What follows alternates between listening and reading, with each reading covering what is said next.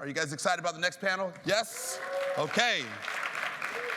All right, we're diving into women's sports, which is the hottest topic that people are all across the board. Women's sports, whether it comes to basketball, when it comes to soccer, I mean, women's sports are growing at an exponential rate. Some of you might be participating in, some people might be doing investments within women's sports. But I'd like to bring to the stage our moderator, Danielle Smith, Vice President of The Collective. The Collective explores how investing in women's sports will shape the future. Danielle. Thank you so much. Thank you all for being here. Thank you to Matt and Jamie and the NFLPA for inviting us on this panel. Let's be honest, if it was 5 years ago, you'd probably smile, say thank you so much, and maybe walk out, right? But as we mentioned, and as we've all been hearing about, women's sports is on an incredible trajectory. And actually today is National Girls and Women in Sports Day. So very apt that we're here, but it's not just about inspiration. And we're a little sick and tired of just being cheerleaders for it, and today we really want to talk about investment. So thank you all for listening and being here. I'd love to introduce our two amazing panelists that we have on board.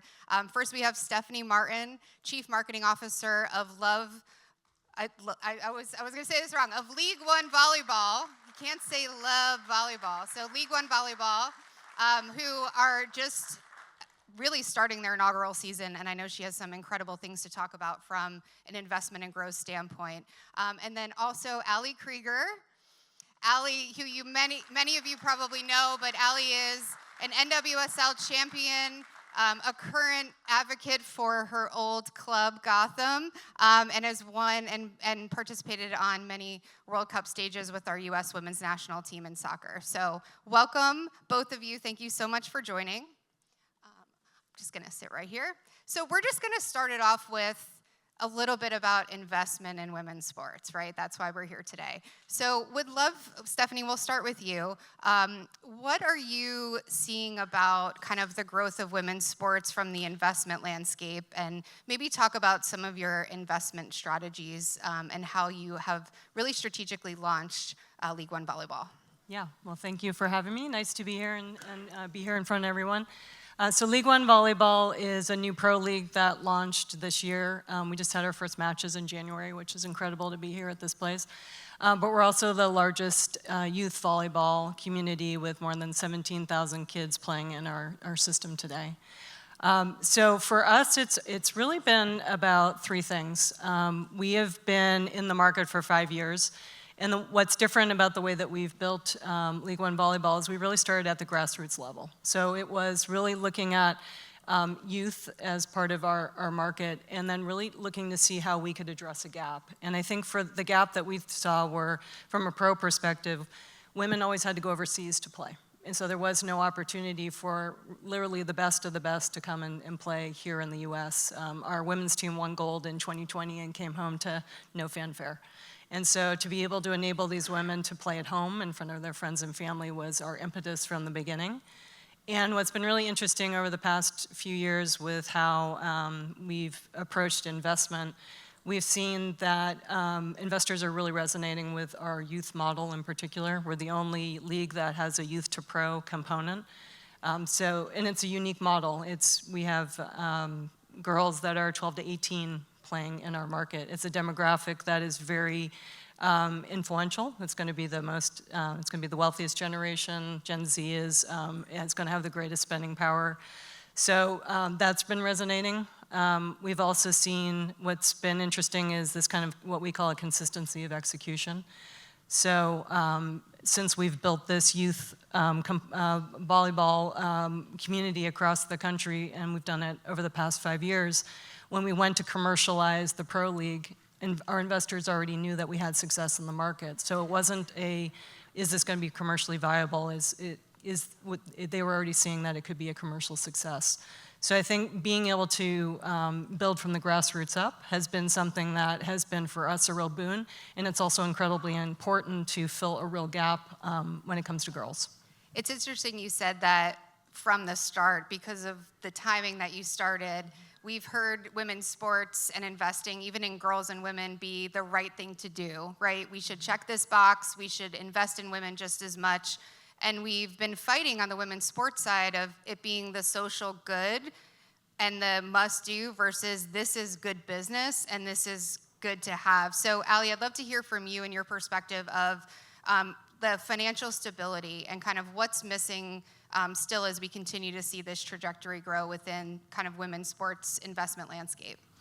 Yeah, well, firstly, thank you for having me. It's nice to be here in a space where there's a lot of powerful men who actually can make such a huge impact for us as female athletes and who are willing to listen and, just help in any way. But I want to kind of change the narrative, too, about female athletes and women's sports, that, it's not just a charitable case. We don't just need extra support. We actually are a valuable investment, and we are a profitable market. And you could see that grow, in the past couple of years with, women's sports and obviously new leagues coming about. And so I think that, there's just this perception of us, not really being as valuable, but you have the investment there where you have the viewership is there, the high engagement, the fan engagement, the sold out stadiums, ticket sales are skyrocketing. And so that perception has to be thrown out the window because we are respected, we are valuable, and we are profitable, and we give a damn good product. And I think that if you invest now, then you definitely won't be missing out in the future. But if you don't, then you will be missing out. And this isn't just a moment for women. This is a movement that has been going on for many years. It's just now you have broadcasters and sponsors finally seeing that profit and finally getting us and allowing us this stage and this platform to really shout from the rooftops of how good we are at what we do. And so now we're seeing that, and it's encouraging, but the work will never be done. We need more. And media has to get involved, sponsorships have to get involved. But I don't want us to, assume that we're just a charity case and that we just need this extra support. And I think that is, the misconception. I think we are really valuable, and making that investment, what you get in return is going to be extremely profitable because we care about what we do and we care about how we represent our organizations and how we represent ourselves and the brands that we have. Thank you so much. I have a quick follow-up. I don't even know if I answered that question. No, that's my thought. Your perspective is great no matter what. No, you're awesome. But I do have a follow-up quickly. I won't call anyone out in the crowd for who's currently investing in women's sports, but we continue to say this is great investment, this is a great business opportunity. So I'd love to hear from you. What do you think is holding investors back? Because we're still not at the point to where we need to be. So even if we show positive returns, there's still people who maybe are, don't know how to invest or scared to invest. So what is holding investors like this amazing crowd back from really getting into women's sports? Yeah, I would say there's probably this idea that there's so much attention on women's sports right now, but it's just attention. So is it sustainable? Is this something that we should invest in that we're going to see long-term returns on?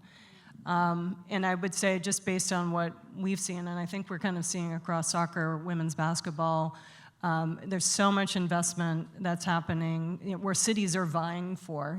You saw the Tennessee Summit. They're not even on the list yet. They want to have it. Denver is popping up to be able to have an expansion team. You see not just little girls, but also little boys wearing Caitlin Clark jerseys, right? This is not, as Allie said, this isn't a moment. It's a movement, and it's also momentum. We are seeing incredible momentum that is building for women's sports across the board, and it is commercially sustainable. We've seen that, from the beginning in what we're building. So I think there's this idea that this could be a flash in the pan, but for those that are interested in investing, this is a nascent market, and there's tremendous amount of room to grow. Just look at Angel City 4 years ago. They were, just starting out, and now they're at a $250 million valuation. So being able to get in early, and in particular, if you're an investor that likes to work alongside and really spend time, there's a lot of room in this market to be able to be working right alongside these leagues and teams and helping us to grow and build into something that is going to make impact for a really long time. I don't know how much more I can add to that. That was great. But what I do want to say is just that perception mentality that you're not going to get much in return from what you put into it, and that's absolutely false. We also need stakeholders and investors to understand that it's so valuable to invest in the players too. It's not just the organizations that you're investing in, or the league itself, but you're investing in the individuals, because the players make the league. We show up and we show out every single week, and fans come to see players. They don't necessarily come to see the team. They see your favorite players. And so you're investing not only in the individual, but the people who work for the organization, and people are working their butts off to keep women's sports on this platform and at this level to continue to see it grow. And so I think it's just that perception and understanding that there is value not only in the club itself, but the people that really make it what it is. And the players are everything to the league. You see us coming together, whether the league is behind us or not. Most likely they end up, holding our hand. But we drive everything. And so I just want to make that clear, that it's not just the investment in giving money. You're actually investing in people's lives, in the players' lives. And that is, comes back in tenfold. I think that's a great segue. In women's sports, there's very traditional ownership models in men's sports, right? And we're seeing all of these amazing models that have been popping up, and the ways in which, for example, players and athletes, whether they're men or women, current or former, can get involved in women's sports is really unique from an investment landscape perspective.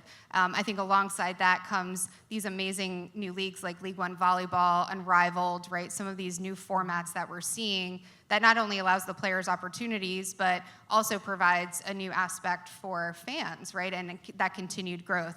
So I'd love to hear from you, speaking to this audience, about the player model investment. So Ali, we'll start with you. Your former self, right, as a current player, and now as you retired and you're looking at kind of what's next. I'd love your perspective on, why players should get involved in investing, and we'll keep it to women's sports, very on tune for today. Yeah, the men will be fine. Yeah. Men's sports will be But just why fine. should players get involved, and how does that help kind of the overarching ecosystem? I think we've seen some of it, but would love to hear your perspective on that. Yeah, well, I think it's as simple as we have a firsthand experience. We know what's needed. We know what's wanted. We know how the players tick. We know what the standard is. We know what we've been fighting for, it's been now 12 years since the NWSL, but before that we had the WPS. Before that we had WUSA. We've been through it all. I've been on the national team fighting for equal pay, so I've seen it day in and day out of every experience. I've played overseas. So you have different models too that are highlighted here, and players' experiences. And so just having women in the room is a great business. Having diversity in the room is great business. And also using players' experience is great business, and giving that feedback. Because a lot of owners don't necessarily, or people in positions of power within the club, running the club, don't necessarily know day-to-day what's going on the ground. And that work and that effort and the players' experiences with resources, accommodations, everything you give a player, and they feel supported, then you're going to get so much more out of them. And so I think having a player in the room, at the table, answering these questions that owners or people in positions, running the club don't necessarily always have, because they've never been there and they haven't had those experiences. So I think that is what is so valuable about the investment. Also for us to give back to the game that has given us so much. So I want to invest in, women, one. I want to invest in giving more experiences and better opportunities and bigger platforms, and, allow a lot of these women to have a voice. I want to give that back because that is something that I've worked for. I've tried to perfect the sport for 30 plus years, going off and doing something else, like being a plumber, even though that's probably make more than I do, but that's just not necessarily what I should be doing. So I want to stay in the game, and I want to tell these stories and really help these owners and investors understand what is needed at the grassroots level, so to speak. That's amazing. I would hire you as my plumber.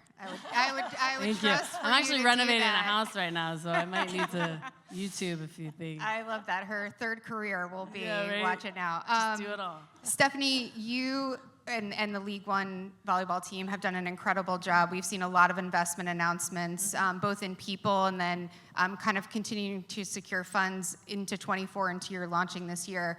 How do you strategically position your league for investors, and how do maybe celebrities, athletes play a part in that? Yeah, we just had our Series C in December. We raised another 100 million, so we're at 160, which has been amazing. And we have, oh, thank you. And we have some incredible investors who are working with us: Ares, Left Lane Capital, Variance, Atwater, just people that really understand the space, understand sport. They understand also youth sport, which is also a core component of who we are. And then we have a number of celebrity investors who are, kind of bellwethers, I think, for, leagues that are focused on being commercially sustainable. So Kevin Durant and Rich Kleiman are part of our ownership group. The Billie Jean King, Candace Parker, Amy Schumer, and Chelsea Handler, which have been really fun to have them on board with us. But what's been really interesting is so many of them have volleyball that touched their lives in some sort of way. And I always find I have this conversation with people. They either say, oh, I played volleyball, or my niece plays volleyball, or I spend all my time in a tournament hall with my daughter playing volleyball.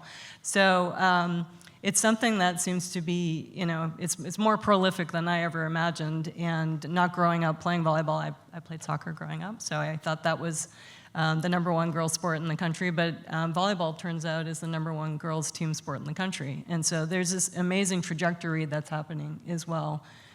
So when we've been positioning it with our different investors, I think what's also been interesting is when you look at research that's coming back on women's sports, and this is women's sports in general, it's a very different fan that's attracted to women's sports. So they're not only interested in that great athletic performance on the court, they also want to get to know who these women are off the court. They're really interested in their storytelling.